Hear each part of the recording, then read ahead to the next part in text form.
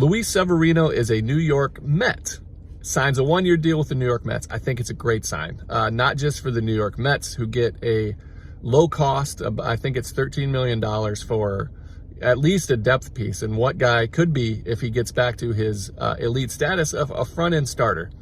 And number two, I think it's a great sign for Luis Severino, because he gets to be with Jeremy Hefner and the New York Mets pitching department and try to reestablish his value and get back out in that open market with the tremendous 2024. And I think Hefner is capable of doing it. Obviously, there's two big question marks. Number one being health. Can he stay healthy? Can he give you 26 starts? I think the Mets are leaning towards a six-man rotation type.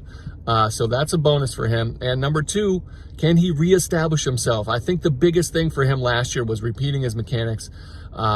So his fastball, which is elite level high velocity, he was missing over the heart of the plate way too often. I think Hefner can get him locked in, and from there, that great changeup and get that slider going. So I like the sign for both sides here. Well, the Mets have reportedly signed Luis Severino, which is not really a big surprise. Shouldn't be a big surprise to anybody. They've been talking about it all off season as a potential high reward for the risk. And at 1 year, $13 million as reported, I think it is a good risk for reward scenario. The only thing that I've said all along is that the perception in New York can sometimes be tricky.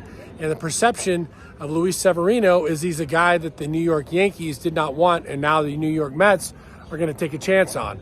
We've seen that fail before with a guy named Dylan Betances, and so there is a little bit of an extra layer regarding perception when it comes to somebody coming across town.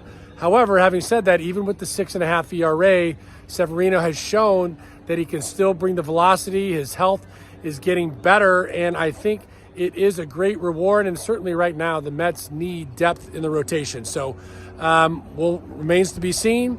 The perception is the only issue that worries me a little bit.